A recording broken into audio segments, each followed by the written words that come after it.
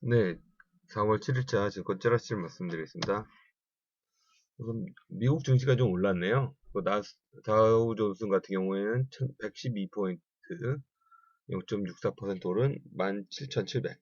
나스닥은 많이 올랐습니다. 76포인트, 1.59%가 상승돼서 4,900으로 해서 5천선을 공략하고 있는 모습이 나타났죠. 미국의 금리 인상 시기가 4월은 적절치 않다는 분위기에서 4월은 동결되지 않을까. 3월 달에도 동결이 됐죠. 4월도 동결될 것으로 보여지기 때문에 분위기가 좀 투자로 돌아선 것 같고요. 국제 유가도 산유량을 동결하면서 상승세가 나타났는데 미국의 원유 재고가 예상보다 적은 것으로 나타남으로써 WTI 같은 경우는 5%나 급등을 했네요. 그래서 1.86달러가 급등해서 37달러, 브렌트유도 4.8% 오른 39달러에서 가격이 좀 상승되었습니다. 우리나라도 이런 분위기에서는 좀 강보합으로 시작할 것으로 보여지고요. 알리안츠 그룹이 99년도에 인수한 그 보험회사 제일생명을 인수하는데 철수를 하네요. 99년도에 국내 4위 보험회사인 제일생명을 4천억에 인수한 다음에 7차례에 걸쳐서 8,500억을 신규 증설해서 총 1조 2천억 이상을 투자했다고 합니다.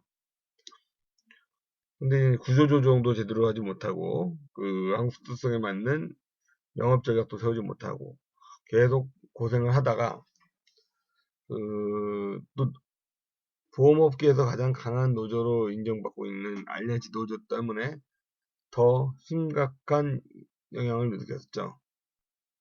파업도 한 6개월, 7개월 이상 파업도 했었고요. 2013년도에. 그래서 17년 만에 회사를 매각하고 떠납니다. 근데 매각하는 가격이 참 신기하네요.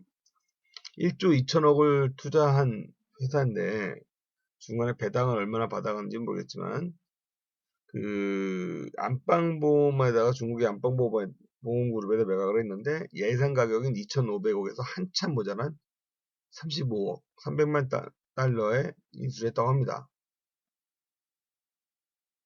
이 부분은 여러 가지 시사하는 것 같은데요. 중국이 이렇게 협상에서 그렇게 만만하지 않다는 거, 그걸 한번 더 나타내주는 모습인 것 같기도 하고요. 또 하나는 이런 상황에서 국내 보험업계가 굉장히 긴장을 하고 강력한 구조조정이 일어나지 않을까 보여집니다. 대우조선, 노르웨이 수출업체 송가 오프쇼어에서 그 대우조선이 중재 신청을 했죠. 했더니 중국의 그쪽에서는 거꾸로 761억 원 상당의 손해배상을 청구했습니다. 최근에 유가 하락으로 인해서 이런 해양 플랜트 산업 자체가 미뤄지면서 발주업체에서 여러 가지의 딴지를 걸어서 인수를 미룬다든지 인수를 포기한다든지 하는 일이 발생되고 있습니다. 지난해 국내 대형 조선사 3사가 7조 원 이상 적자를 안겨준 게 해양 플랜트고요. 올해도 이어질 것으로 보입니다. 현대중공업과 삼성중공업도 유사한 사건으로 1, 2천억짜리의 소송이 이어지고 있는 상황이기 때문에 악재는 당분간 더 이어지지 않을까 보여집니다. 옥상이 관광 명소로 대구 수성모 주변의 식품 접객업소는 4월 중순부터 국내 처음으로 합법적으로 옥상 영업을 할 수 있게 됐다라고 했네요.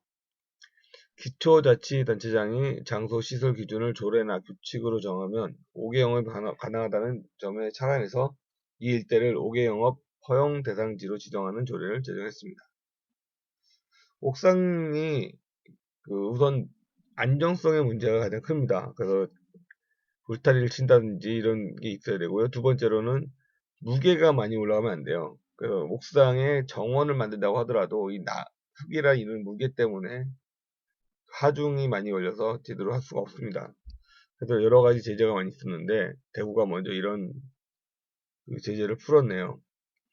이렇게 풀면 전국 지자체가 따라 할 것으로 보여지고요. 따라 한다 그러면 옥상에서 어떤 밤 하늘을 보면서 맥주 한잔 할 수 있는 이런 모양이 분위기가 좋기 때문에 허가가 많이 들고 요식업 및 프랜차이즈 업계에서는 이런 공략의 새로운 대상이 되지 않을까 이렇게 보여집니다. KBT 고속 성장을 하고 있죠. 한류 영향받으면서 국내 성형 의료 기술이 글로벌 상위 수준으로 인정받으면서 성형 의료 관광 추천 1위 국가로 소개가 되고 있습니다. 피부 성형외과를 방문한 외국인 환자는 6만 명으로 나타나고 있고요. 공식적으로 6만 명이면 비공식적으로는 훨씬 더 많다고 보일 수 있습니다. 지난 3년간 40% 이상을 집중을 했고요. 국가별 미용 성형 시술 건수는 필러가 한국이 4위, 보툴리움 톡신이 3위로 나타나고 있습니다.